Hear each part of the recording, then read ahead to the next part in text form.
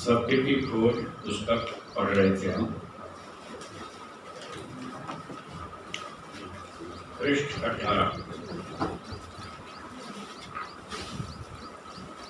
4 पदार्थों की चर्चा हो गई। 16 पदार्थों के नाम एक बार दोहराएंगे।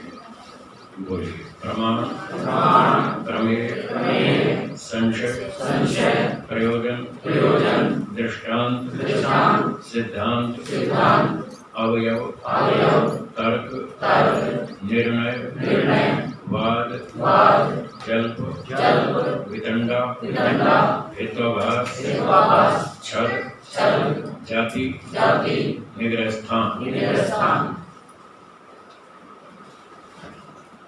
16 में से 4 की चर्चा हो गई। अब 5वां है दृष्टांत। जिस वस्तु के विषय में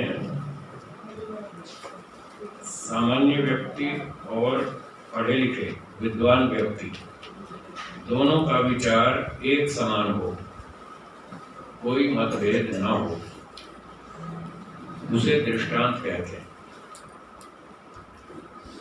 सामान्य व्यक्ति भी, पढ़ा लिखा विद्वान व्यक्ति भी, दोनों व्यक्ति जिस बात को एक जैसा मानते हैं, जिस बात में कोई उनका टकराव नहीं है, उसको दृष्टांत कहते हैं। जैसे सामान्य व्यक्ति भी ये मानता है कि अग्नि गर्म होती है, वो जला देती है, और बड़े से बड़ा वैज्ञानिक भी इस बात को इसी रूप में स्वीकार करता है कि अग्नि गर्म होती है, जला देती है। इस विषय में दोनों में कोई मतभेद नहीं है, अतः इसे दृष्टांत कहेंगे। दृष्टांत जो दृष्ट है, जो सिद्ध है, दोनों व्यक्ति स्वीकार करते हैं, उसका नाम है दृष्टांत। उसमें कोई झगड़ा नहीं होता। इन दृष्टांतों की सहायता से ही व्यक्ति अपने पक्ष को सिद्ध करता है, और दूसरे व्यक्ति के दृष्टांत में यदि कोई गलती हो तो उसे बताकर उसकी गलती को दूर करता है। दृष्टांत ठीक भी होते हैं, गलत भी होते हैं, सब तरह के होते हैं। कोई दृष्टांत कहीं लागू होता है, कहीं नहीं होता है। तो जो व्यक्ति दृष्टांत विद्या को जानता है, वो दूसरे व्यक्ति के दृष्टांत में अगर कहीं गड़बड़ हो तो उसको ठीक करके बता देगा कि आपके दृष्टांत में ये कमी है, ये दृष्टांत आपका यहाँ लागू नहीं हो रहा, इसलिए दोष है। इस तरह से और सही दृष्टांत देकर के व्यक्ति अपने पक्ष की सिद्धि कर लेता है। तो ये बहुत अच्छा महत्वपूर्ण विषय है दृष्टांत। अब 6ठा पदार्थ है सिद्धांत। किसी वस्तु के विषय में इस प्रकार से कथन करना कि ये वस्तु ऐसी है, अथवा मैं इस वस्तु को ऐसा मानता हूं, इस प्रकार के कथन को सिद्धांत कहते हैं।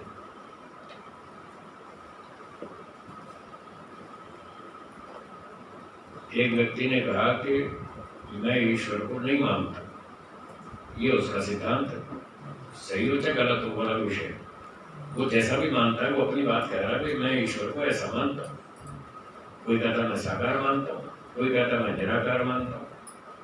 वो उसका अपना सिद्धांत है। वो ठीक भी हो सकता है और गलत भी हो सकता है। पर जब कोई व्यक्ति अपनी विचारधारा प्रस्तुत करता है कि मैं ऐसा मानता हूँ, ये उसका सिद्धांत है। सिद्धांत 4 प्रकार के होते हैं। बोलिए। सर्वतंत्र, प्रतितंत्र, अधिकरण और अभ्युपगम। ये 4 प्रकार के सिद्धांत होते हैं। थोड़ा थोड़ा परिचय है नीचे। तो सर्वतंत्र सिद्धांत, जो बातें सभी शास्त्रों में एक जैसी स्वीकार की जाती हैं, जिनमें कोई मतभेद नहीं होता, उन्हें सर्वतंत्र सिद्धांत कहते हैं। जैसे पृथ्वी, जल, अग्नि, वायु, आकाश, ये 5 महाभूत हैं। इन 5 पदार्थों को 5 महाभूत के नाम से सब शास्त्रों में स्वीकार किया गया। इस सिद्धांत में किसी का कोई विरोध नहीं, कोई टकराव नहीं, तो इसको सर्वतंत्र सिद्धांत कहेंगे। क्या कहेंगे? सर्वतंत्र सिद्धांत। सर्व माने सभी, तंत्र का मतलब शास्त्र। सर्वतंत्र सभी शास्त्रों में एक जैसा स्वीकृत, उसको सर्वतंत्र सिद्धांत कहेंगे। तो पृथ्वी जल अग्नि वायु आकाश ये 5 महाभूत हैं, इसको सभी शास्त्र ऐसा ही मानते हैं। फिर आंख, नाक, कान, रसना और त्वचा, ये 5 इंद्रियां हैं, इनको इंद्रियों के नाम से स्वीकार करते हैं सभी लोग, सभी शास्त्र। तो जो बात सभी शास्त्रों में एक समान हो वो सर्वतंत्र सिद्धांत, ठीक है। दूसरा प्रतितंत्र सिद्धांत, इसमें यूनिवर्सल ट्रुथ इसी में आता है, यूनिवर्सल ट्रुथ इसी में आता है। हाँ, यूनिवर्सल ट्रुथ इसमें आता है, हाँ इसी में आता है, यूनिवर्सल ट्रुथ इसमें आता है, सभी लोग मानते हो, ठीक है। प्रतितंत्र सिद्धांत, जो बातें अलग अलग शास्त्रों में अलग अलग ढंग से कही गई हैं, उनमें कहीं कहीं टकराव होता भी है और कहीं कहीं नहीं भी होता, पर कहने का तरीका अलग होता है। कहीं तो टक्कर होती है सिद्धांत में, बातों में विरोध होता है, और जहाँ विरोध नहीं होता वहाँ कहने का तरीका अलग होता है। तो ऐसी बातों को ऐसी बातों को प्रतितंत्र सिद्धांत कहते हैं। उदाहरण, जैसे एक शास्त्र में लिखा है कि सभी आत्माएं अपने मूल स्वरूप से एक जैसी हैं। एक शास्त्र में लिखा है सभी आत्माएं एक जैसी हैं। क्या समानता है? समानता यह है किसी को भी दुख स्वीकार नहीं है, सुख को सभी चाहते हैं। आप लोग इस बात को स्वीकार करते हैं, सुख को सब चाहते हैं, दुख किसी को भी अच्छा नहीं लगता। ये बात एक शास्त्र में लिखी है, तो ये बात सब में एक जैसी है, इसलिए सब आत्माएं एक समान हो गई। ये नियम सब पर लागू हो रहा है कि सुख सबको चाहिए, सब पर लागू हो रहा है, और दुख किसी को भी नहीं चाहिए, ठीक है।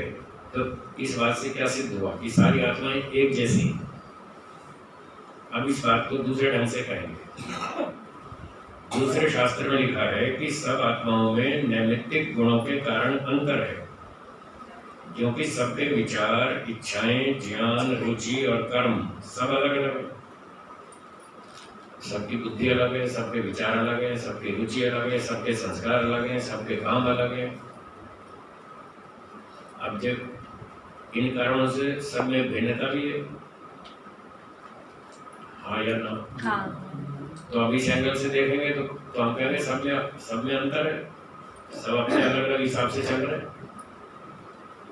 तो अब दो बातें हैं, दोनों बातों में टकराव कुछ नहीं है, प्रस्तुतिकरण का अंतर है। पहले शास्त्र में बताया जीवात्माओं का मूल स्वरूप कैसा है, सब एक जैसे हैं, सबको सुख चाहिए, दुख किसी को भी नहीं चाहिए। ये इस बात को इस ढंग से कहा गया, मूल स्वरूप।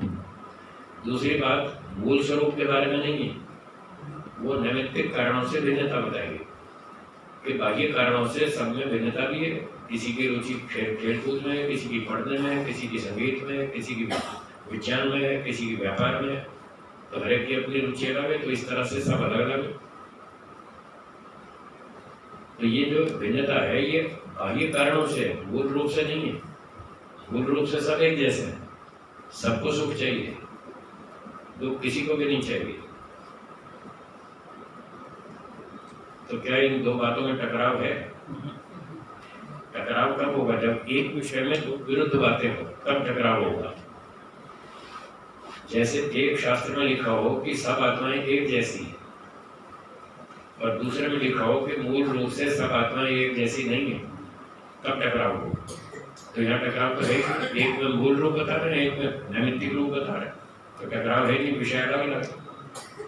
तो यहाँ पर टकराव नहीं है, विषय अलग अलग है, पर इस तरह से बातों को कहा जाता है। जब इस तरह से बात कही जाती है तो इसको प्रतितंत्र सिद्धांत कहेंगे। क्या कहेंगे? प्रतितंत्र सिद्धांत। हाँ, थोड़ा थोड़ा अंतर है। यद्यपि इन दोनों में सीधा टकराव नहीं है, फिर भी दोनों बातों का प्रस्तुतिकरण अलग अलग दृष्टिकोण से किया गया, बस इसी का नाम प्रतितंत्र सिद्धांत है।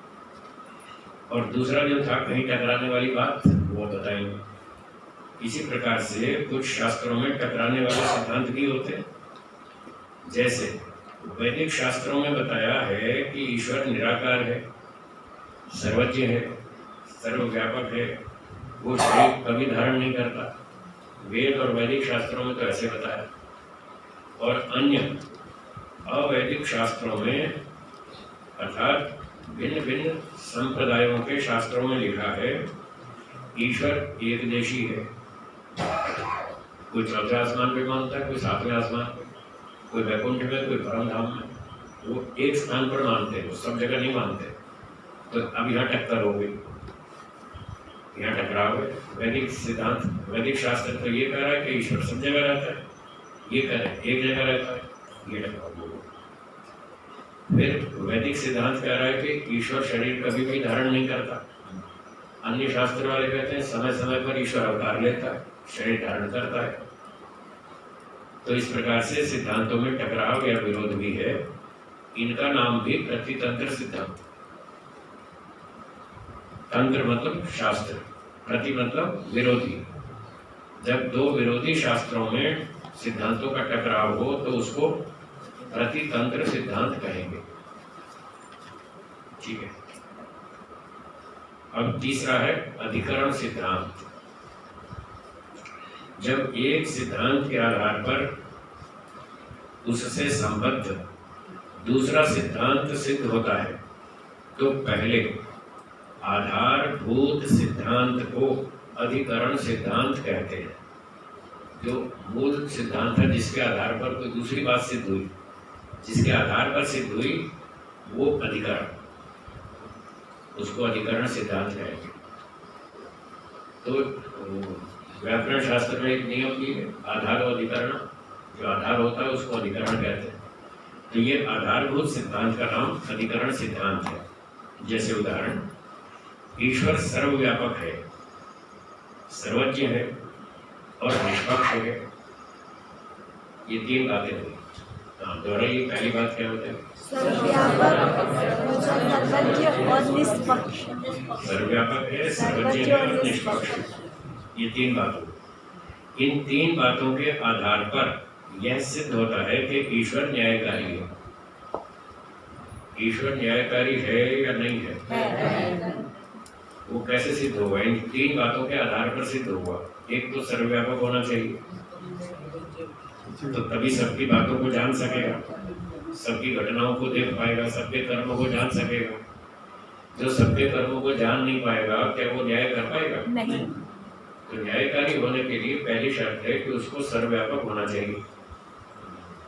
अच्छा, सर्वव्यापक तो आकाश भी, पर वो चेतन नहीं, वो जान ही नहीं सकता कि कौन क्या कर रहा है। तो इतने से व्यापक होने से कोई न्यायकारी सिद्ध नहीं होगा। उसके साथ दूसरी शर्त है कि वो सर्वज्ञ चेतन भी होना चाहिए। तो ईश्वर सर्वव्यापक भी है और चेतन भी है।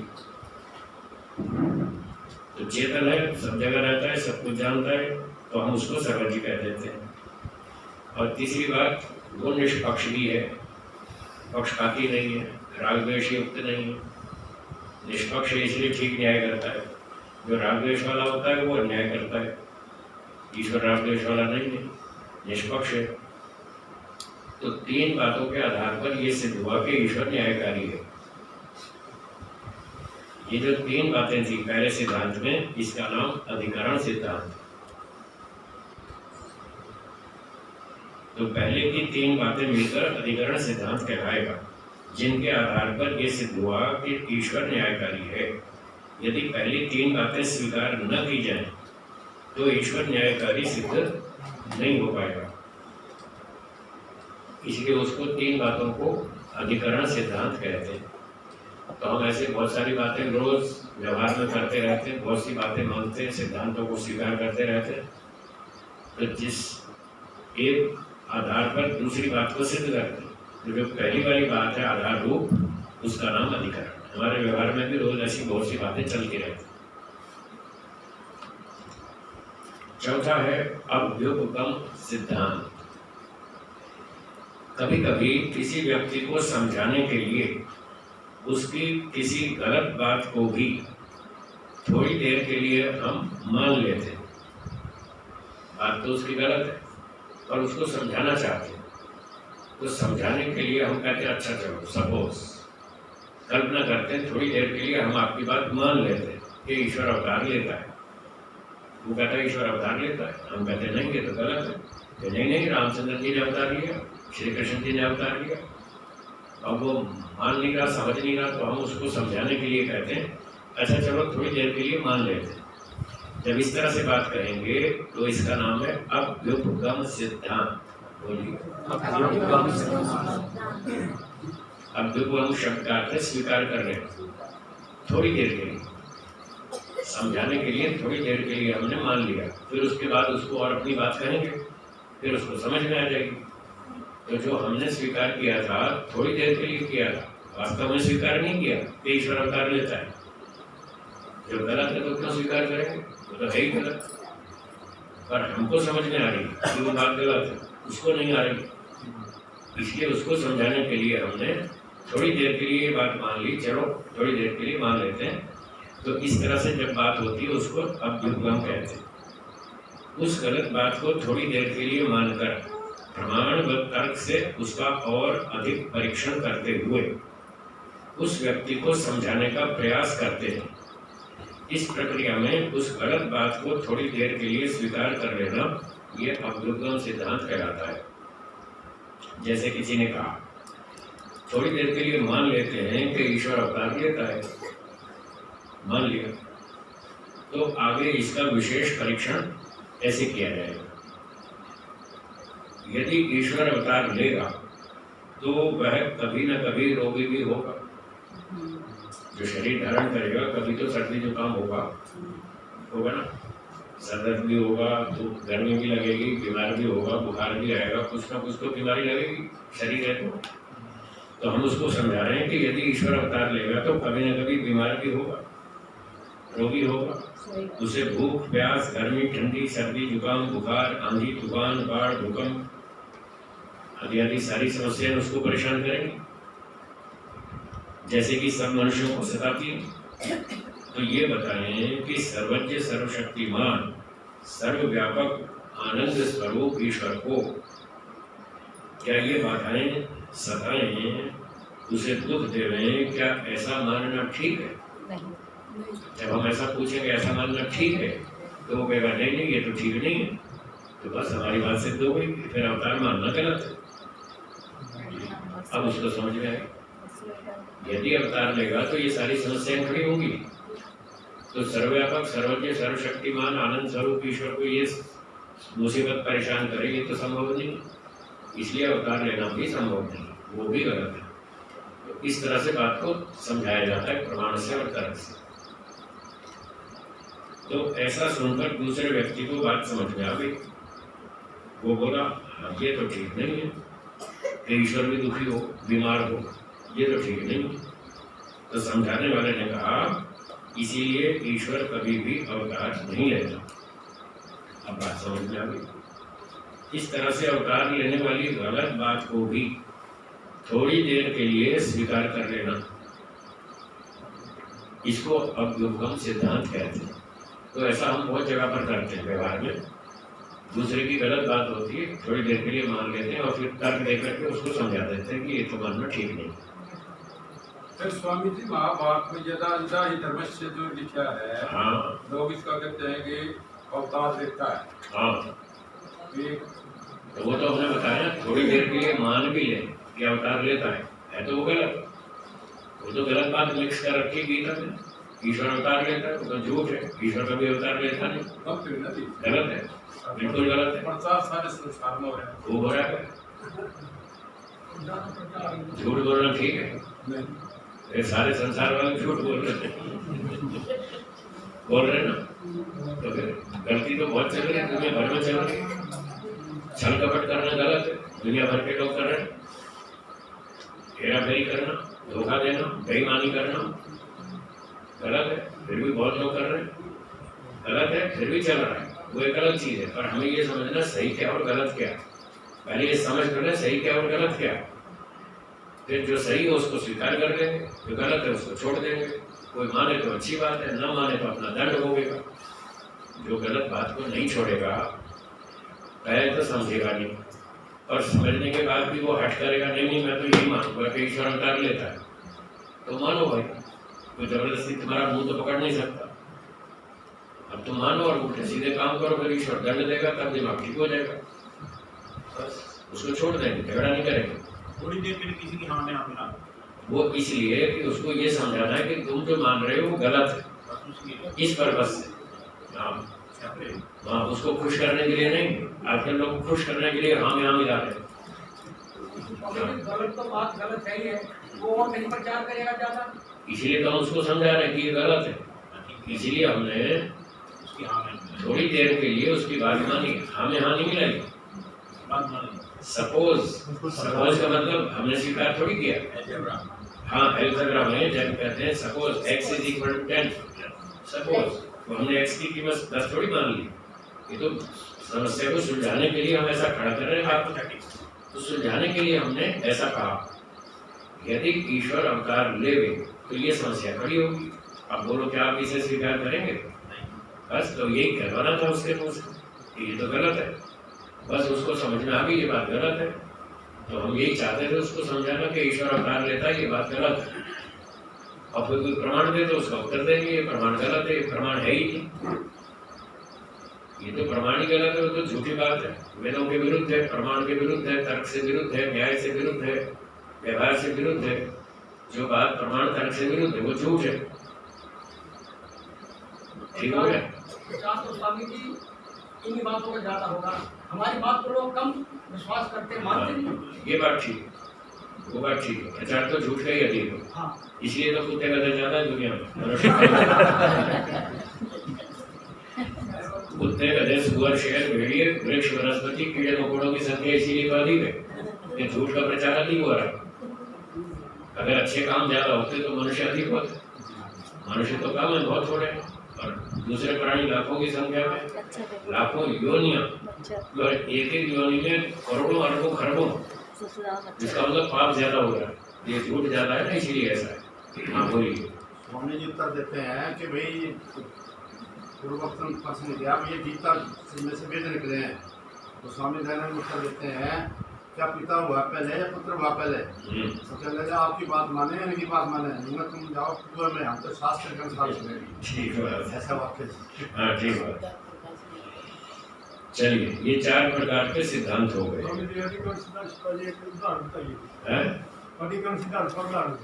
इसका अधिकरण सिद्धांत का उदाहरण। अधिकरण का उदाहरण ये है, गाड़े याद कर लो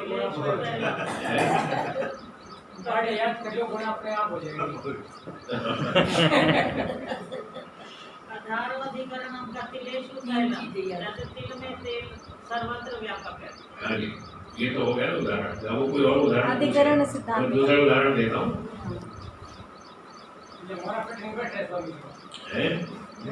एक व्यक्ति ने कहा कि सांप जो है वो अपने पैरों से बहुत तेज दौड़ता है। बोलिए, सांप अपने पैरों से तेज दौड़ सकता है? पैर ही नहीं होते, तो जिसके पैर ही नहीं होते, पहले ये तो सिद्ध करो कि उसके पैर होते हैं, तब तो दौड़ने की बात आएगी। और कोई कहे कि हिरण बहुत तेज दौड़ता है, तो वो ठीक है, कैसे दौड़ता है? अपने पैरों से दौड़ता है। हिरण के पैर होते हैं बड़े, दौड़ने में सक्षम होते हैं, बड़ी स्पीड से दौड़ता है, उसमें बुद्धि होती है। तो पहले पैर होने चाहिए, तभी दौड़ना सिद्ध होगा। स्वामी सांप दौड़ता कैसे है? दौड़ता कहाँ, वो तो सरकता है, रेंगता है, ऐसे जमीन पर रेंगता है।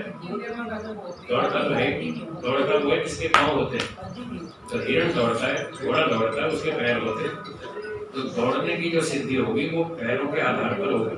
तो ये अधिकरण सिद्धांत बनेगा कि पैर होंगे तो ही दौड़ सकता है। अब आप ये वाक्य बोल सकते हैं, हिरण बहुत तेज दौड़ता है, घोड़ा बहुत तेज दौड़ता है, तब बोल सकते हैं। तो उसके पाँव हैं, ये अधिकरण सिद्धांत। ठीक, ऐसे और बहुत सारे उदाहरण बन सकते हैं। तो ये सिद्धांत की बात हुई, चार प्रकार के सिद्धांत हो गए। अब अगला सिद्धांत के बाद छठा पदार्थ है अवयव। ये थोड़ा टेढ़ा मेढ़ा है, कठिन है। इसमें थोड़ी मेहनत करनी पड़ेगी। हाँ, आज शाम को जाके तेल मालिश कर लेना सर की। थोड़ी बुद्धि का व्यायाम करना पड़ेगा। चलो ठीक है, पढ़ते हैं। अवयव, जब दो व्यक्ति आपस में किसी विषय पर बातचीत करते हैं तो वे वादी प्रतिवादी कहलाते हैं। क्या कहलाते हैं? वादी और प्रतिवादी। वादी प्रतिवादी। वे अपने अपने पक्ष को सिद्ध करने के लिए एक विशेष प्रक्रिया का सहयोग लेते हैं। एक बात करने का पद्धति है, तरीका है। उस तरीके का नाम है पंचअवयव, जिसका नाम पंचअवयव है। इसमें 5 वाक्य होते हैं। ये 5 वाक्यों का समूह है, 5 वाक्यों का समुदाय है। तो समुदाय में जो एक होता है वो उसका हिस्सा होता है। अवयव का मतलब हिस्सा, इसलिए 5 की अपेक्षा से एक को अवयव कहा जाता है। तो 5 वाक्य इसलिए 5 अवयव, ये इसका नामकरण है। जिनको पूरा व्यवस्थित रूप से कहने पर अपने पक्ष की सिद्धि हो जाती है। 5 बातों को पूरा कहें सिस्टमेटिकली तो अपने पक्ष की सिद्धि हो जाएगी। इन 5 अवयवों के नाम बोलिए। प्रतिज्ञा, हेतु, उदाहरण, उपनय, निगमन, ये 5 नाम, इनको पंचअवयव कहते हैं। अब दोनों पक्ष वालों को अपने अपने पक्ष की सिद्धि के लिए पंचअवयव प्रस्तुत करना पड़ता है। दो वादी प्रतिवादी जो किसी बात पर बहस कर रहे हैं, जिनमें टकराव है, तो अपनी अपनी बात को सिद्ध करेंगे तो 5 अवयव उनको प्रस्तुत करने पड़ेंगे। दोनों को 5 अवयव रखने, और जिसका पंचअवयव ठीक होगा वो सही माना जाएगा, जिसका पंचअवयव गलत होगा उसका पक्ष गलत। जी चाय में भी तो अभी मिलती है, चाय बनती है ना, चाय में जो मिश्रण दिया जाता है, चीनी, चाय पत्ती, हाँ, उनको भी, उसको भी अवयव कह सकते हैं। बिल्कुल ठीक है। अब ये कपड़ा है, इसमें 2000 धागे, तो एक धागा इसका अवयव है। सही बात, जो उसका हिस्सा है उसको अवयव है। तो यहाँ पंचअवयव में 5 अवयव। पंचअवयव 2 प्रकार से प्रस्तुत किया जाता है, एक उदाहरण के साधर्म्य से और दूसरा उदाहरण के वैधर्म्य से। साधर्म्य मतलब समानता, वैधर्म्य मतलब विरुद्धता, भिन्नता, उसका विपरीत भाव, उसको वैधर्म्य कहते हैं। साधर्म्य से पंचअवयव का एक उदाहरण, प्रतिज्ञा, शब्द अनित्य है, बोलिए। शब्द अनित्य है। हेतु, उत्पत्ति धर्म वाला होने से। उत्पत्ति धर्म वाला होने से। अब ये पहले जो प्रतिज्ञा की, प्रतिज्ञा का मतलब जो बात हम सिद्ध करना चाहते हैं, जो हमारा सिद्धांत है, जो हमारा विचार है, उसको प्रस्तुत करना, अपने पक्ष को प्रस्तुत करना, इसको प्रतिज्ञा कहते हैं कि मैं ऐसा मानता हूँ। तो एक व्यक्ति कहता है मैं ऐसा मानता हूँ शब्द अनित्य है। कौन सा शब्द? जो मैं बोल रहा हूँ और आप कान से सुन रहे हो, ये वाला शब्द। शब्द कई तरह का है। यहाँ जो चर्चा चल रही है इस ध्वनि रूप शब्द की बात चल रही है। जो मैं मुंह से बोल रहा हूँ, आप कान से सुन रहे हैं, ये शब्द। तो एक व्यक्ति कहता है शब्द अनित्य है, उसका ये पक्ष है। जो मैंने शब्द बोला आपने सुन लिया, खत्म हो गया, तो अनित्य है। क्यों है अनित्य? अपनी बात को सिद्ध करने के लिए उसको एक हेतु देना पड़ता है, कारण बताना पड़ेगा। क्यों मान ले शब्द अनित्य है? हेतु का मतलब कारण। तो कारण ये दिया, उत्पत्ति धर्म वाला होने से। बोलिए। उत्पत्ति धर्म वाला होने से। ठीक है, ये हेतु है, कारण है। शब्द अनित्य है क्योंकि ये उत्पन्न होता है, ऐसा हमने कारण बताया। अब ये कारण ठीक भी हो सकता है, गलत भी हो सकता है। बहुत सारे लोग ठीक कारण भी बताते हैं और गलत भी बताते हैं। एक व्यक्ति ने कहा ये सामने जो प्राणी खड़ा है ये घोड़ा है। बोला कैसे? हेतु बताओ। क्योंकि इसके सींग है। ये तो ठीक है। एक सींग वाला प्राणी खड़ा था। सींग तो गाय के होते हैं ना, मानो गाय के, भैंस के। गाय खड़ी थी और उसने कहा कि ये तो घोड़ा है। घोड़ा है? कैसे घोड़ा है? क्योंकि इसके सींग है। अभी घोड़े को सिद्ध करने के लिए सींग का हेतु बता रहा है। क्या ये हेतु ठीक है? नहीं। तो हेतु सही भी हो सकता है, गलत भी हो सकता है। तो वो हेतु ठीक है या गलत, इसकी परीक्षा की जाएगी।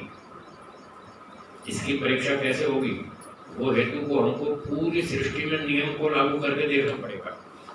जो हेतु बताया पूरी सृष्टि में लागू होता है कि नहीं होता? सब जगह लागू होना चाहिए नियम पूर्वक। अगर सब जगह लागू हो गया तो हेतु ठीक, अगर कहीं लागू हुआ कहीं नहीं हुआ और कहीं बिल्कुल ही नहीं हुआ तो फिर वो हेत्वाभास। फिर वो हेत्वाभास क्या कहेंगे? हेतुआभास। हेतु जैसा आभास, ऐसा लगता है कि ये हेतु है, जबकि हेतु है ही नहीं, गलत हेतु है। तो यहाँ जो हेतु है तभी ठीक माना जाएगा जब वो नियम पूर्वक हो। उसका नियम बोलना पड़ता है, उसको बोलते हैं व्याप्ति। क्या बोलेंगे? व्याप्ति। व्याप्ति मतलब व्यापक नियम। तो हेतु को सही सिद्ध करने के लिए व्यापक नियम बताना पड़ेगा। आगे लिखा है व्याप्ति। जो जो वस्तु उत्पत्ति धर्म वाली होती है वह अनित्य होती है, ये नियम है। जो भी वस्तु पूरी सृष्टि में चले जाओ, ये नियम पूरी सृष्टि में लागू होना चाहिए, तब व्यापक सिद्ध होगा, नियम ठीक सिद्ध होगा। पूरे ब्रह्मांड में लागू होना चाहिए। तो पूरे ब्रह्मांड में लागू करने के लिए ये नियम बताया कि जो जो वस्तु, जो भी वस्तु दुनिया में कहीं भी हो उत्पन्न होती है, जो जो वस्तु उत्पन्न होती है वह अनित्य होती है, नष्ट हो जाती है। अब ये नियम पूरी सृष्टि में चेक करके देखिए, अगर पूरी सृष्टि में ये नियम ठीक फिट हो गया तो समझो हेतु सही है। और अगर ये नियम कहीं टूट गया तो फिर हेतु गलत। ऐसे हेतु की पहचान होती है। तो जब पंचव्य रखते हैं पहले प्रतिज्ञा करेंगे शब्द अनित्य है, फिर हेतु बताएंगे उत्पत्ति धर्म वाला होने से, फिर उसकी व्याप्ति बताएंगे जो जो वस्तु उत्पन्न होती है वो सब अनित्य होती है। इसके बाद तीसरा अवयव शुरू होगा, उदाहरण। ये जो व्याप्ति है ये हेतु का ही अंश है, उसी का अंग है, इसलिए हेतु के साथ साथ बोलनी पड़ती है, तब वो हेतु ठीक कन्फर्म होता है। तो अब तीसरा है उदाहरण। अब ये उदाहरण देना पड़ेगा। तो उदाहरण में लिखा है जैसे घड़ा। अब घड़ा जो उदाहरण है ये उदाहरण क्यों बना? इसमें वो दोनों बातें होनी चाहिए जो प्रतिज्ञा में और हेतु में कही थी। जिन दो बातों को व्याप्ति में बताया, व्याप्ति में क्या बताया? जो जो वस्तु उत्पन्न होती है वो वस्तु अनित्य होती है। तो उत्पन्न होना हेतु में था और अनित्यता प्रतिज्ञा में थी, वही दो बातें व्याप्ति में रखी। जब व्याप्ति बनाएंगे तो पहले हेतु बोलेंगे, जो जो वस्तु उत्पन्न होती है, जो हेतु में बात कही थी वही बात पहले बोलेंगे, और जो प्रतिज्ञा में बोली थी वो बाद में कहेंगे। अनित्यता, जो जो वस्तु उत्पन्न होती है वह अनित्य होती है। अब ये दोनों बातें उत्पत्ति और अनित्यता उदाहरण में दोनों होनी चाहिए, तब वो उदाहरण फिट बैठेगा। और यदि कोई दूसरा उदाहरण ऐसा मिल गया जिसमें व्याप्ति टूट गई तो फिर हेतु फेल, फिर हेतु में गड़बड़। चलिए यहाँ जो उदाहरण दिया जैसे घड़ा, तो घड़े में देखिए उत्पत्ति है या नहीं? क्या घड़ा उत्पन्न होता है? होता है। क्या घड़ा अनित्य है? दोनों बात ठीक हो गई, व्याप्ति वाली दोनों बात सिद्ध हो गई घड़े में, इसलिए घड़े का उदाहरण सही है। उसमें उत्पत्ति भी है अनित्यता भी है, दोनों बात है। तो अब तक 3 अवयव पूरे हुए, प्रतिज्ञा हेतु उदाहरण। फिर से बोलेंगे प्रतिज्ञा शब्द अनित्य है, शब्द अनित्य है, उत्पत्ति धर्म वाला होने से, उत्पत्ति धर्म वाला होने से, जो जो वस्तु उत्पन्न होती है, जो जो वस्तु उत्पन्न होती है वह अनित्य होती है, वह अनित्य होती है, जैसे घड़ा। जैसे घड़ा। यहाँ तक ठीक हो गया। अब ये हेतु चल रहा है साधर्म से, तो जो उदाहरण है उसकी समानता दिखाएंगे प्रतिज्ञा में। प्रतिज्ञा को साध्य भी कहते हैं, उसको सिद्ध करना है, जिसको सिद्ध करना है वो साध्य है, उसी का नाम प्रतिज्ञा है। तो अब प्रतिज्ञा जो थी शब्द अनित्य है, ठीक है, शब्द में अनित्यता को सिद्ध करना है, तो शब्द तो साध्य है और घड़ा उदाहरण है। तो घड़े और शब्द की समानता देखेंगे। दोनों में समानता से बात कहेंगी तो वो साधारण से हेतु कहलाएगा। तो इसका चौथा अवयव है उपनय। क्या है? उपनय। उपनय को देखिए, घड़े के समान शब्द भी उत्पत्ति धर्म वाला है। अब देखो, घड़ा भी उत्पन्न हो रहा है, शब्द भी उत्पन्न हो रहा है, दोनों समान हो गए, ये समानता है। तो जब समानता से उदाहरण हेतु दिया जाता है उसको साधारण से दिया गया हेतु कहेंगे। उदाहरण के साधारण से जब हेतु बताया गया तो उसमें उदाहरण और साध्य की समानता होती है। तो यहाँ पर उपनय ने बताया कि जैसे घड़ा उत्पन्न होता है ऐसे शब्द भी उत्पन्न होता है, तो दोनों एक समान है। वो हेतु की समानता दोनों में है, उदाहरण और साध्य में। ठीक है। अब पांचवा अवयव है निगमन। निगमन निगमन निगमन में बस सारी बात को कंक्लूड करना, सार निकालना, उसका सारा सार क्या हुआ। सारी बात हमने कही, 4 बातें कही, कुल मिला के सार क्या निकला? सार ये निकला। इसलिए उत्पत्ति धर्म वाला होने से शब्द अनित्य है, ये सार। तो इस निगमन में क्या करना होता है? जो पहले हेतु रखा था, दूसरे नंबर पे हेतु बताया था, पहले उस हेतु को बोलेंगे और उसके बाद प्रतिज्ञा को दोहरा देंगे, बस हो गया। नहीं तो हेतु था उत्पत्ति धर्म वाला होने से, प्रतिज्ञा थी शब्द अनित्य है, बस इनको दोहराना और नया काम कुछ नहीं करना, रिपीट करना से। इसलिए उत्पत्ति धर्म वाला होने से शब्द अनित्य है, हो गई बात पूरी। ये पंचअवयव। तो यहाँ पर जो पंचअवयव प्रस्तुत किया उसमें हेतु उदाहरण के साधारण से था, कहीं कहीं उदाहरण के वैधर्म से भी दिया जाता है। दो तरह से पंचअवयव प्रस्तुत किया जाता है। अब आगे हम पढ़ते हैं वैधर्म वाला। प्रतिज्ञा शब्द अनित्य है, बोलिए। उत्पत्ति धर्म वाला होने से, यहाँ तक कोई अंतर नहीं आया। अब जो हम व्याप्ति बोलेंगे यहाँ से भिन्नता आएगी, अंतर आएगा। उसमें साधर्म था, इसमें वैधर्म है। तो वैधर्म में हेतु को उल्टा कर देगा, उल्टा करके बोलेंगे। हेतु क्या बोला हमने अभी? उत्पत्ति धर्म वाला होने से। अब इसकी व्याप्ति उल्टी करेंगे। जो जो वस्तु अनुत्पत्ति धर्म वाली होती है, बोलिए। जो जो वस्तु अनुत्पत्ति वाली होती है, उत्पत्ति का उल्टा कर दिया, अनुत्पत्ति। तो अनित्य का भी उल्टा कर दे, नित्य होती है। दोनों को उलट देंगे। उत्पत्ति को उल्टा करेंगे, अनित्य को भी उल्टा करेंगे। तो minus into minus is equal two plus. अब ये फार्मूला यहाँ लागू होगा। माइनस को माइनस से गुणा करो तो प्लस हो जाएगा। तो हमने दो जगह नेगेटिव कर दिया, वो पॉजिटिव बन गया।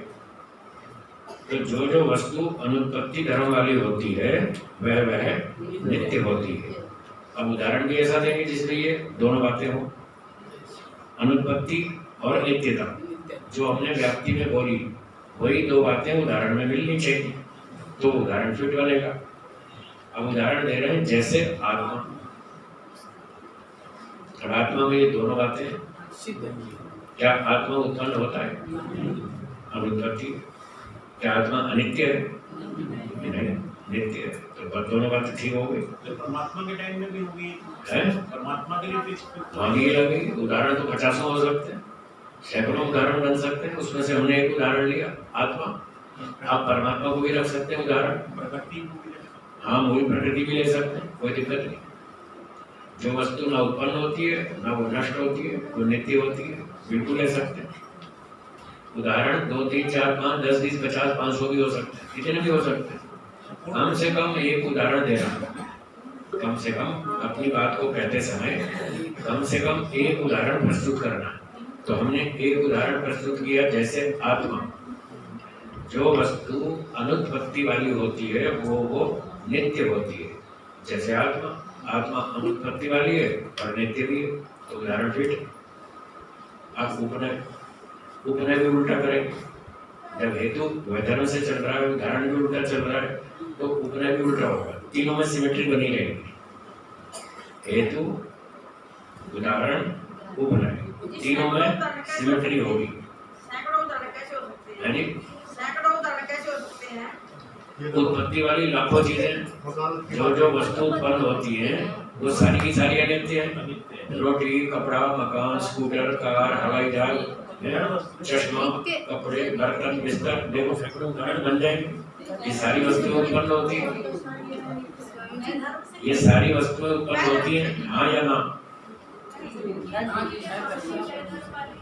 साधारण वाले में वैधर्म वाले भी ढूंढ लेंगे, तो बैठ के विचार करेंगे तो वैधर्म वाले भी मिल जाएंगे। वैधर्म वाले, अच्छा बताओ, वैधर्म वाले सैकड़ों, आत्माओं की संख्या कितनी? अब तो करोड़ों हो गए, अब तो करोड़ों उदाहरण मिल गए। संख्यावाचक की हो तो करोड़ों बन जाएंगे। तो कम से कम एक उदाहरण मिलना चाहिए। अगर आप अपनी बात कहते हैं और एक भी उदाहरण नहीं दे सकते तो फिर आपका पंचअवयव फेल। आपने 5 अवयव पूरे नहीं किए तो आपकी बात सिद्ध नहीं होगी। तो 5 अवयव पूरे करने के लिए कम से कम एक उदाहरण तो होना चाहिए। अच्छा, कहीं कहीं पर एक उदाहरण भी नहीं होता, कहीं कहीं पर एक भी उदाहरण नहीं मिलेगा, तो वहां फिर उस तरह का हेतु भी नहीं बनेगा। क्या बोला दोहराई?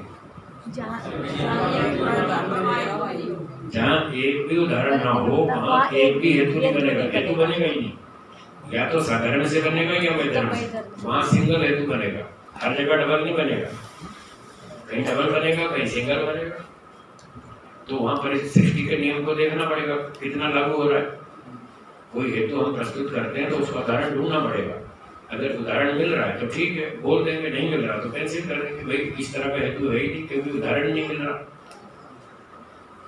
जैसे मान लो ईश्वर सर्वज्ञ है, सर्वशक्तिमान है, अब इसके लिए कोई इस जैसा कोई दूसरा उदाहरण है?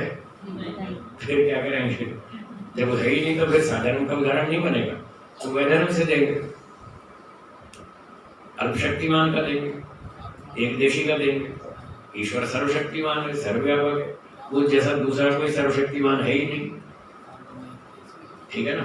तो इस तरह जहां जहां पर दूसरा उदाहरण साधारण से न मिलेगा तो फिर वैधर्म से सिद्धि करेंगे। और कहीं वैधर्म का मिलता हो, साधारण का ना मिलता हो तो वैधर्म से करेंगे, कहीं वैधर्म का नहीं मिलता तो साधारण से करेंगे। इसलिए न्याय शास्त्र में दोनों छूट रखी गई, और कहीं दोनों मिल जाएंगे तो दोनों कर देंगे। तो वो परिस्थिति की बात है, जहां जैसा मिलेगा वैसा करेंगे। तो जब एक तरह की व्याप्ति बनती है, एक तरफ से बनती है, मान लो साधारण की बनती है और वैधर्म की नहीं बनती, एक तरह की बनती है तो उसको बोलेंगे विषम व्याप्ति। क्या बोलेंगे? और जहाँ साधारण वैधर्म दोनों तरह से मिलती है, व्याप्ति दोनों तरह से बनती है, उसको बोलेंगे सम व्याप्ति। सम दोनों तरफ से बनती है, और कहीं एक तरफ से बनती है तो विषम व्याप्ति। तो ये अभी की लंबी चौड़ी बात है, अभी मोटा मोटा हम समझ लें। तो वैधर्म से हम पंचअवयव को देख रहे थे। जो जो वस्तु अनुत्पत्ति वाली होती है वह नित्य होती है। उदाहरण जैसे कि आत्मा, तो आत्मा अनुत्पत्ति वाला है और नित्य भी है। अब वो बनाएंगे, अब इसको उल्टा करेंगे। आत्मा के समान शब्द अनुत्पत्ति धर्म वाला नहीं है, नेगेटिव, उल्टा कर दिया। आत्मा की तरह अनुत्पत्ति वाला नहीं है, तो 2 नेगेटिव हुए तो 1 पॉजिटिव हो, ठीक है ना? अर्थात उत्पत्ति वाला है। फिर से ध्यान दीजिए, आत्मा के समान शब्द अनुत्पत्ति वाला नहीं है। अनुत्पत्ति वाला एक निषेध और नहीं है दूसरा निषेध। जब 2 निषेध हुए तो स्वीकार हो गया, पॉजिटिव हो गया, अर्थात उत्पत्ति वाला है, अनुत्पत्ति वाला नहीं है। इसका मतलब उत्पत्ति वाला है। एक व्यक्ति ने कहा मैं तेरी तरह मूर्ख नहीं हूँ, इसका मतलब यही हुआ ना? 2 बार लिखे से सिद्धाय लिख देता तो उत्पत्ति वाला है। वो तो दोनों तरह से, मैंने कह तो रहा हूँ, दोनों तरह से होता है, 2 तरह से बोल सकते हैं उसको। कहीं पॉजिटिव होता है, कहीं नेगेटिव होता है। जो टेक्निक है वो बतानी पड़ेगी, आपकी इच्छा से थोड़ी बताएगा बताने वाला, वो अपने हिसाब से बताएगा। लेकिन ऐसे बोलने पे जैसे कोई बोल देता है मैं तेरी तरह मूर्ख नहीं हूँ, हाँ, तो सामने वाला कभी कभी ऐसा भी बोल देता है कि मतलब उसके लिए कि नहीं मुझसे मेरी तरह नहीं है, मुझसे और बड़ा वाला है, तो हाँ, वो ऐसे भी बोल देते हैं। क्षण का प्रयोग है। क्या वो ये कहना चाहता था मैं तुझसे ज्यादा मूर्ख हूँ? क्या ये कहना चाहता था? नहीं। जब वो कहना नहीं चाहता और आप उसके वक्ता के वाक्य का तोड़ मरोड़ के उल्टा अर्थ करें, इसको छल कहते हैं। ये न्याय दर्शन में 16 पदार्थों में एक छल भी है। तो वक्ता जो कहना चाहता है उसके वाक्य से वही अर्थ लेना चाहिए, तो ईमानदारी, तो सही बात है। चलिए हम बात पाठ पर आ जाते हैं। तो आत्मा के आप जो कह रहे हैं ना, दो तरह से नेगेटिव क्यों का, सीधा भी कह सकते हैं, हाँ कह सकते हैं, और उसका प्रभाव अलग होता है, और दो नेगेटिव करके बोलने का प्रभाव अलग होता है। जैसे चलो इसी वाक्य को लेते हैं उदाहरण, एक व्यक्ति यूं भी कह सकता मैं बुद्धिमान हूं, सीधा सीधा बोल दिया मैं बुद्धिमान हूं, पॉजिटिव कह दिया। और अगर वो ये कहता तेरी तरह मूर्ख नहीं हूं, मुझे अपने जैसा मूर्ख मत समझना, तो इसका प्रभाव कुछ अलग पड़ेगा ना। हाँ। इसलिए प्रभाव का अंदर लाने के लिए कहीं हमको पॉजिटिव बोलना पड़ता है, कहीं इस तरह बोलना पड़ता है, दो नेगेटिव करके भी बोलना पड़ता है। एक व्यक्ति दूसरे को अनाड़ी समझता है और उसको मूर्ख बनाने की कोशिश करता है, तो वो कहता है मुझे अनाड़ी मत समझना, मैंने बहुत दुनिया देखी है, छोटा बच्चा नहीं हूँ मैं, ताकि उसकी भ्रांति दूर हो जाए। तो यहाँ इस तरह से बोला जाता है ताकि उसकी भ्रांति दूर हो जाए कि मुझे छोटा बच्चा मत समझना, मैंने बहुत दुनिया देखी है, मैं अनाड़ी नहीं हूँ, ऐसे बोलना पड़ता है। तो जैसे स्वामी जी हाँ जी, कोई इस तरह से बोल दे कि मैं तेरे जितना मूर्ख नहीं हूँ, हाँ, तो उसमें क्या होगा? तो उसका दोनों अर्थ हो सकते हैं। एक तो तेरे से कम हूँ, मूर्ख तो मैं भी हूँ, पर तेरे जितना नहीं हूँ, तुझसे कम मूर्ख हूँ। गलती तो मैंने भी करी, तूने 5 बार जेब कटवाई, मैंने 1 बार कटवाई, तेरे जितना मूर्ख नहीं हूँ, तू तो फिर कटवाई जा रहा बार बार, मैंने तो एक ही बार कटवाई। तो तेरे जितना बोलेगा तो ये भी अर्थ हो सकता है। सब शक्ति आपको जो होता है, सब शक्ति, हाँ जी, सब शक्ति, सर्वशक्ति, सब शक्ति बराबर सब एक व्यक्ति बोल शब्द शक्ति कह रहे हैं। हाँ, शब्द शक्ति, ठीक है। हाँ, शब्द की शक्ति होती है, तो उस शक्ति का प्रदर्शन करना पड़ता है प्रसंगानुसार। कहीं पॉजिटिव बोलते हैं, कहीं नेगेटिव बोलते हैं, कहीं सीधा बोलते हैं, कहीं घुमाकर बोलते हैं, सब तरह से बोलते हैं। आप भी बोलते हैं रोज, अपने व्यवहार में ऐसी बातें आप भी बोलते हैं। जब कोई व्यक्ति आपको मूर्ख बनाने की कोशिश करता है और आप समझ जाते हैं ये मुझे मूर्ख बना रहा है, तब आप भी यही बोलते हैं, मुझे नाड़ी मत समझना, हाँ भाई इतना गोरा नहीं हूँ मैं, ऐसे ऐसे आप भी तो बोलते हैं ना, उसकी भ्रांति दूर करने के लिए। ये भी तो है ना, ना कह कसमई देवाय स्वामी देव में, ना कह, हाँ हाँ, ये भी मिल सकता है, ना कह कसमई देवाय स्वामी देव। ईश्वर स्तुति प्रार्थना तो पाठ इसमें क्या कहना चाहते हैं आप? इसमें ना अका, हाँ हाँ, ना अका इसका उदाहरण बनेगा, ठीक बात। स्वामी जी हाँ। कभी कभी जैसे कोई वस्तु या व्यक्ति जो जैसा है उसको वैसा ही बोल देने ठीक से है, द्वेष कभी कभी बहुत बढ़ जाता है। जैसे महर्षि दयानंद ने अंतिम जो उसने महिला ने उनको विष दिया, ठीक है, तो उन्होंने जैसी थी वैसा डायरेक्ट बोल दिया, कह तो दिया। उससे हमारी पृथ्वी का कितना बड़ा नुकसान हो गया, हाँ ठीक है। द्वेष बढ़ा। तो ठीक है। ऐसा डायरेक्ट बोलना भी तो जब आप स्वामी दयानंद बन जाएंगे ना, तब आप भी वैसे ही बोलेंगे डायरेक्ट। लेकिन इससे तो उन्हें नुकसान तो बहुत बड़ा उठाना पड़ा। वो बात उसका तो हाँ, तब मैं भी यही सवाल उठाऊंगा, आपने डायरेक्ट क्यों बोला, तब मैं भी तो ये सवाल उठाऊंगा ना। जब आप उस स्टेज में आएंगे तब आपको पता चलेगा मुझे क्या करना चाहिए। उसकी ड्यूटी आज आप नहीं समझ सकते। तीसरी कक्षा का विद्यार्थी वो 12वीं कक्षा के लेवल को नहीं समझ सकता। जब वो 12वीं में आएगा तब उसको पता चलेगा कि 12वीं वाला जो कर रहा है वो सही कर रहा है। हाँ, पहले अपने आप को उस स्थिति में लाके तो देखो, तब समझ में आएगा। एक रिक्शा चलाने वाला पिक्चर देख के आता है, कहता है क्या अमिताभ बच्चन ने क्या एक्टिंग की है, बेकार है, तू करके तो दिखा ना जब पता चलेगा। उसकी तो दम निकल गया बेचारा, गिरते गिरते मरते मरते बचा, तू कह रहा इसने क्या एक्टिंग की है, बेकार है। क्या पता बेचारा के कितना दम लगा एक्टिंग करना। तो नीचे बैठ के कुछ भी आरोप लगा देना वो एक अलग बात। आप नहीं समझ सकते महर्षि दयानंद जी ने क्या किया, जो किया वो सही किया। उस स्टेज में उनको वही करना चाहिए था जो उन्होंने किया। सन्यासी जनता की चापलूसी करने के लिए नहीं जीता है, वो सच्चाई के लिए जीता है, सच्चाई के लिए मरता है। मरना जीना तो कुछ नहीं है उसके सामने, वो आत्मा है, तुम आत्मा का कुछ नहीं बिगाड़ सकते। उसको जो कॉन्फिडेंस है वो आप में नहीं है अभी। जब आपको वो स्तर आएगा ना मैं आत्मा हूँ, तब आप यही बोलोगे जो स्वामी दयानंद ने बोला।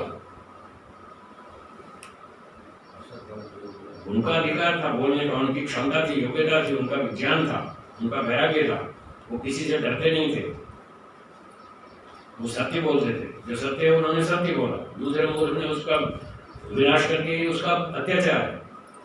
उसकी बेवकूफी का दोष आप स्वामी दयानंद पे लगा रहे, ये गलत है। उसने बदतमीजी की, जिसने हमला किया उसने बदतमीजी की, स्वामी दयानंद ने ठीक किया। आप जिस दिन बनोगे आप यही करोगे। नहीं, मैंने इस उद्देश्य से पूछा था कि स्वामी दयानंद के जाने से पृथ्वी वो का तो बहुत हो नुकसान हुआ। नुकसान तो हो गए, अगर आप सच बोलेंगे तो नुकसान तो हो गए। लोग आपके पीछे पड़ेंगे, आपको गोली से उड़ाएंगे। आप सच बोल के देखो, आप मुसलमान का खंडन करके देखो, फिर आपके पीछे लग जाएंगे वो, तो आप सच बोलेंगे, उनकी चापलूसी करेंगे, क्या करेंगे? हिम्मत आएगी तो आप भी यही करेंगे। अभी आपकी हिम्मत नहीं, इसलिए दबके रहते हैं, अपने नीचे नीचे बात पौराणिक भाई करते। भी अपने पौराणिक भाई भी पीछे पड़ जाएंगे। वो भी पड़ गए ना, पड़ गए ना। रोजी पौराणिकों ने रोटी कितनी बार पत्थर मारे, सांप फेंके, जहर पिलाया, ये पौराणिकों ने तो किया। करो, मौत के डर से हम झूठ स्वीकार नहीं करेंगे। जीना हो या मरना हो, अद्यैव वा मरणमस्तु युगांतरेवा, लिखा श्लोक में। भरती रेड्डी जी, आज ही मरे या सालों साल जिए, इससे हमें कोई फर्क नहीं पड़ता। हम तो सच्चाई पर जीते हैं, सच्चाई के लिए मरेंगे, सच बोलेंगे। तुम्हें हिम्मत हो समझने की तो समझ लो, नहीं समझते तो मत समझो, हम तो सच बोलेंगे। हम झूठ बोलकर जनता को खुश करेंगे, सच बोलकर ईश्वर को। तो ईश्वर का आदेश है सच बोलो, उन्होंने सच बोला। वो सन्यासी थे, सन्यासी राजा से भी बड़ा होता है, तो उनका अधिकार था बोलने का, इसलिए राजा को बोला कि तुम क्या बदतमीजी कर रहे हो, ये बेवकूफी है। उनका अधिकार था, अधिकार से बोला। हर आदमी को हर बात बोलने का अधिकार नहीं होता, जिसको होता है वो बोल सकता है, और उन्होंने बोला, अपने अधिकार से बोला, अपनी विद्या से बोला, अपने वैराग्य से बोला, अपने स्तर को ध्यान में रखकर बोला। उनका बोलना बनता है, उन्होंने बोला, सही बोला। कि मूर्ख लोग हैं जो उन पर आरोप लगाते हैं, अनाड़ी लोग हैं, वो खुद तो वहां से बनते वैसे बनते नहीं, उनमें तो दम है नहीं बोलने का, रोज मूर्ति पूजा करते रहते हैं और फिर डंडे गाते रहते हैं। हम तो आर्य समाजी, गाय के आर्य समाजी, मरियम पैसे के पीछे डूब के मर रहे हैं, कोई नाम के पीछे मर रहा है, कोई पैसे के पीछे मर रहा है, ये सत्यवादी लोग हैं। एक स्वामी जी मैंने भी देखी, वो बहन अंजलि आर्य थी, एक आर्य समाज बस आप समझ गए, मैंने वही कहा, आप समझ गए, नाम के मैंने काम का झगड़ा बहुत है। हाँ जी, एक बात और बची हुई, उसको पूरा कर ले। तो उपनय था, आत्मा के समान शब्द अनुत्पत्ति धर्म वाला नहीं है, अर्थात उत्पत्ति धर्म वाला है। इसलिए अंतिम निर्माण है, इसलिए उत्पत्ति धर्म वाला होने से शब्द अनित्य है। निर्माण वैसा ही है, प्रतिज्ञा वही है, हेतु वही है, निर्माण वही है, कोई चेंज नहीं है। चेंज तीन जगह पर है, एक तो व्याप्ति में, एक उदाहरण में, एक उपनय। यदि हेतु आप वैधर्म से देते हैं तो व्याप्ति वैधर्म से होगी, उदाहरण भी और उपनय भी, तीनों वैधर्म से हो जाएंगे। यदि साधारण से हेतु देते हैं तो व्याप्ति, उदाहरण और उपनय तीनों साधारण के होंगे। तो ये पंचअवयव आपके लिए होमवर्क है। अभी घर जाके वहाँ बातें नहीं करना आश्रम में, हम वहाँ जाके खाना खाएंगे, विश्राम करेंगे और चिंतन करेंगे। एक साधारण का पंचअवयव बना के लाएंगे। सरल तो या कठिन? एक कठिन एक सरल। चलो सरल देता हूँ। शरीर अनित्य है, ये प्रतिज्ञा है, इस पे पंचअवयव बनाना है। शरीर अनित्य है, ठीक है, इस पर पंचअवयव बना के लाइएगा। दोपहर में मैं पूछूंगा, दोपहर तक तैयार कर लेंगे। बंधुओं, यदि आप संस्कृत सीखने की ऑनलाइन कक्षाओं में जुड़ना चाहते हैं, अर्थात घर बैठे संस्कृत बोलना सीखना चाहते हैं, तो आप हमें दिए गए नंबर पर व्हाट्सएप करें अथवा कॉल करें। हम आपको संस्कृत की ऑनलाइन कक्षाओं में जोड़ लेंगे, वहाँ पर आप संस्कृत सीख सकते हैं। यदि आप संस्कृत सीखने की कोई पुस्तक खोज रहे हैं तो भी आप हमें दिए गए नंबर पर व्हाट्सएप करें, हम आपको संस्कृत सीखने की पुस्तक उपलब्ध कराएंगे।